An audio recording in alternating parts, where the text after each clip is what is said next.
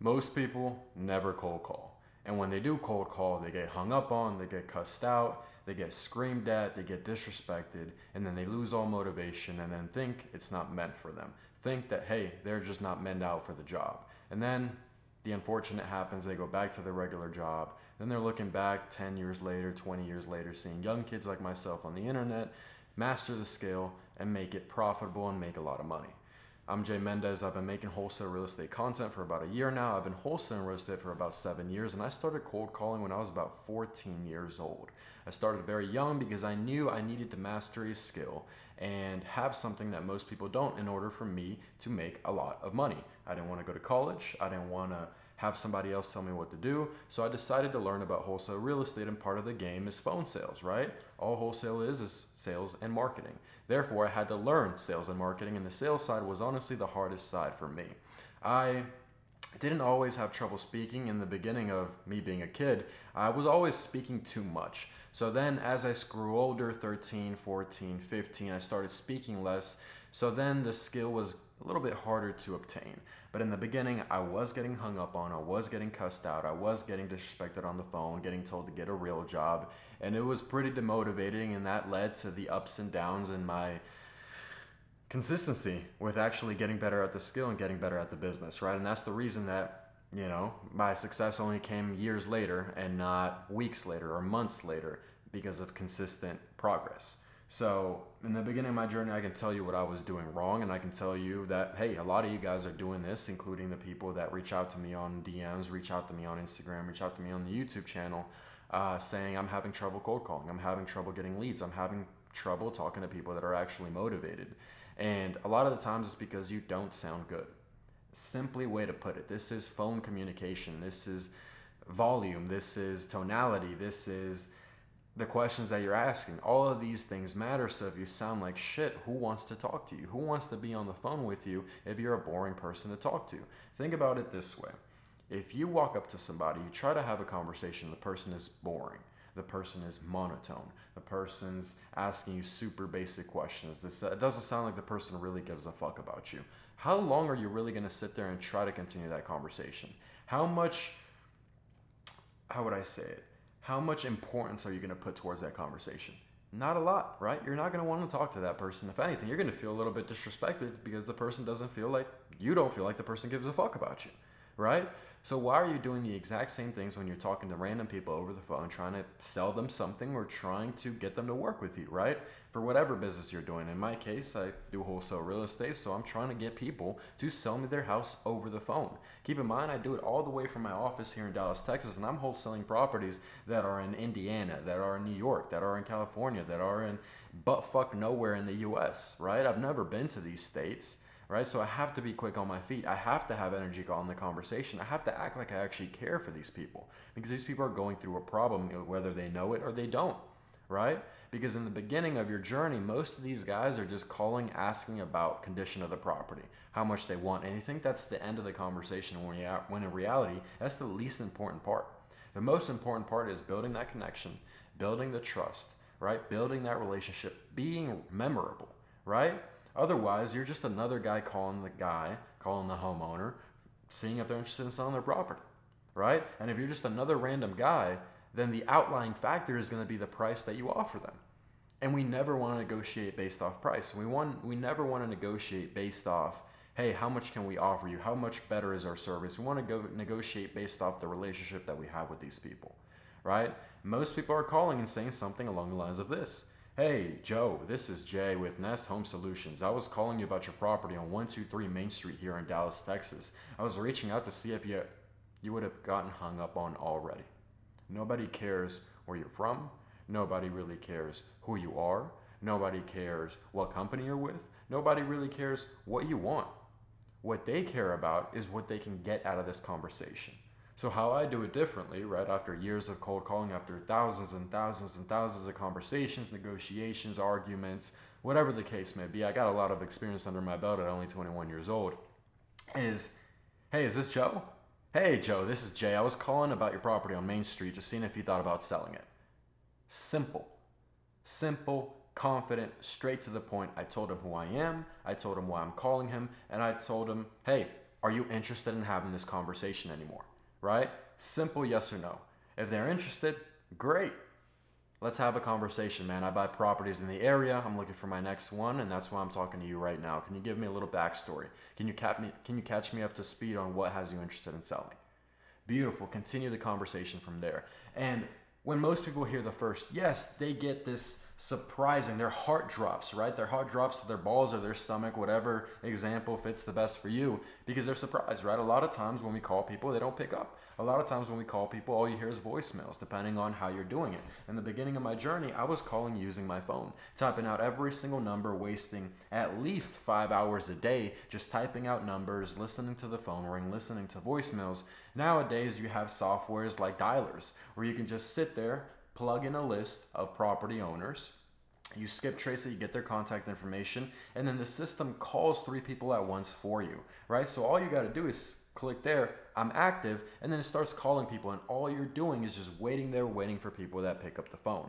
And when they pick up the phone, they say hello, and you continue with your pitch. That saves you not only a lot of time, a lot of headache, a lot of burnout, if I'm completely honest, because sitting there typing on your phone all day can get very, very tiring and very, very discouraging, because you know you're wasting a lot of time. You know you're not leveraged in your own personal business.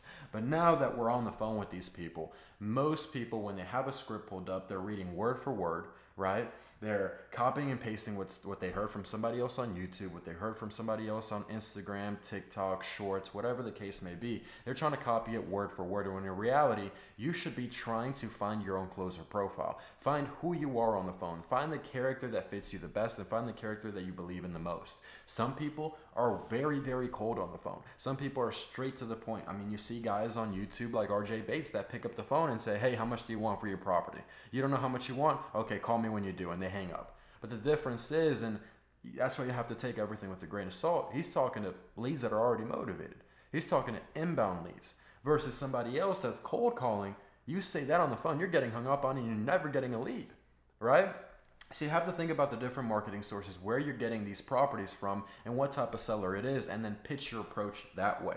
Now, when we're talking about the closer profile, is who are you on the phone, right? If you sound young, if you're 13 years old through maybe 18 years old, or maybe even older, and your voice sounds very squeakish, your tonality sounds very young, you sound like a young kid, it's very hard to believe that you've been a real estate investor for 25 years, right? When you think of a real estate investor, you think of a guy that is out there in the trenches, is out there going through ugly properties, is out there moving stuff, is out there handling a construction crew, talking to banks about loans, negotiating numbers, a guy with some experience, a guy with some balls, a guy that got boots on, some dirt on his jeans, maybe a ripped up shirt and a company hat with a fat 4x4 truck behind him. That is the guy that you normally think about when you think of a real estate investor. You don't think of a guy in a suit and tie. You don't think of a guy some child. You don't think of that, right? So your closer profile has to somewhat match what character you're portraying. If I was in a case where, hey, I wanted to act like a construction worker, I probably wouldn't be wearing these clothes. I probably wouldn't be talking to you this way. I would probably have more slang. I would probably be more straight to the point. I would probably cuss a little more, right? So you have to act like the closer profile that you're trying to portray. In this case, if you're a younger guy, if you sound young, say, hey, I work with my dad. My dad is the real estate investor. He's my financial partner. And I'm the guy doing the calls for him while he's out there on the properties, doing the fixes, talking to banks, doing his thing, right? I'm the one helping my dad. Not only that does that build some rapport, and that's somewhere where you can take a conversation, but it's believable if you sound young. Now, if you have a voice like mine, where maybe it's not the deepest, maybe you just don't sound like a kid, you actually sound like a grown-up, that's when you can say, yeah, I'm the real estate investor, right? But I do have a finance team, or I work with a group of real estate investors in the area. So you have to make sure that it's aligned, right? It sounds realistic, because if you sound like a child and you try to say you're a real estate investor, it's not going to be realistic. People are not going to believe you. And there's already skepticism, because we're trying to sell people on working with us over the phone for a property that they worked 10, 15, 20 years to get, right? It just so happens that they fall into this circumstance, or they procrastinated to the point where they need a help, like from a wholesaler like us, right? So that's your closer profile. Number one, you have to have ingrained the character that you are. And with that character that you are, you have to have this confidence, right? You have to have this aura. You have to have this conviction behind your voice that you know exactly what you're talking about, right?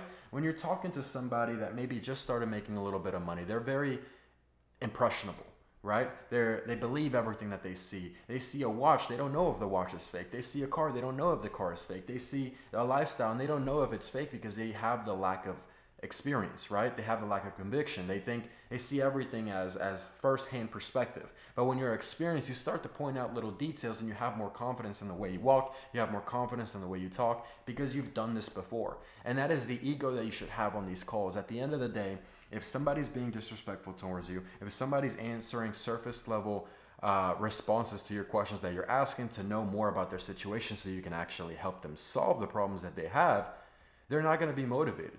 And a real estate investor is not going to take that. A real estate investor does not want to waste his time, right? So why are you wasting your time? Why are you trying to pressure somebody to sell you their property if they're not even interested?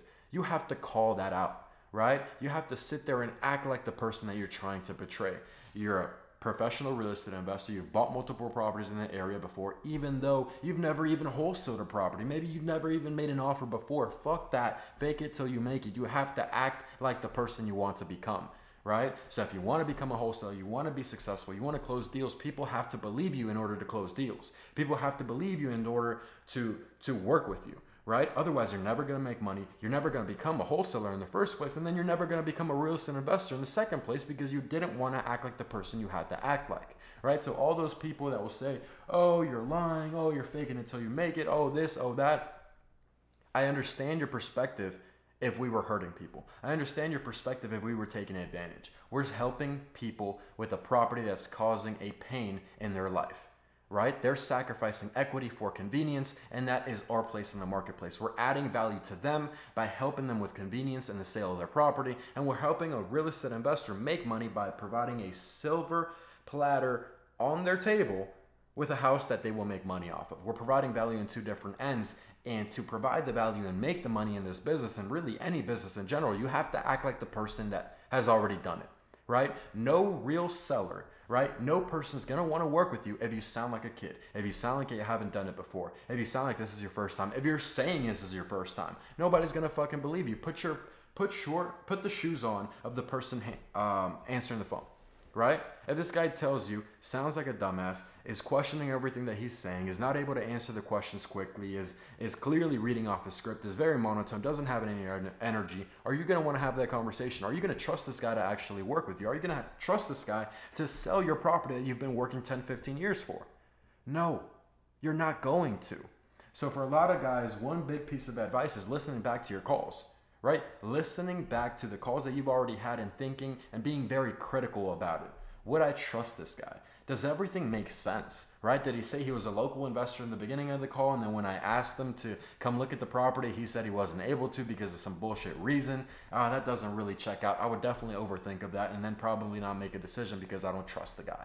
Right? You have to look at every single different aspect. You have to be quick on your feet. Right? You have to have some humor. You don't have to, but it helps. Right? So it's all these boxes that you have to check, which not only come with experience, but also taking action, right? A lot of guys will sit there and watch a million videos on how to talk to people over the phone, a million videos on which script to use, a million videos on which market to call, a million videos on which seller to target, but they won't make any calls.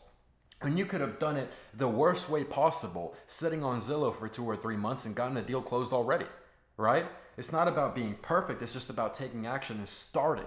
Because when you start, that's when you start making mistakes. And for a lot of people, when they start making mistakes, the motivation leaves, right? The motivation will leave no matter what, but then you're going to start feeling bad about yourself. But one thing that definitely helped me when I was in the beginning of my journey, and even in times where I really didn't want to call, is that every single no gets you closer to a yes. And don't get mad at the no's. Don't get pissed off when people cuss you out. Don't get mad when people don't want to work with you. These people weren't the right person anyways, right? We're very specific about who we target, and you should be in whatever business model you're working on. Mine is wholesale real estate, so I'm specifically looking for somebody with a problem, right? And somebody with a problem with a property that they don't live in, that maybe isn't in the best condition, that maybe they're going through financial troubles, maybe they're going through divorce, maybe they're going through relocation, whatever the case may be. We're looking for a needle in a haystack, especially when you're doing outbound marketing, right? So you're going to have to talk to at least a couple hundred people to talk to somebody that maybe fit that criteria.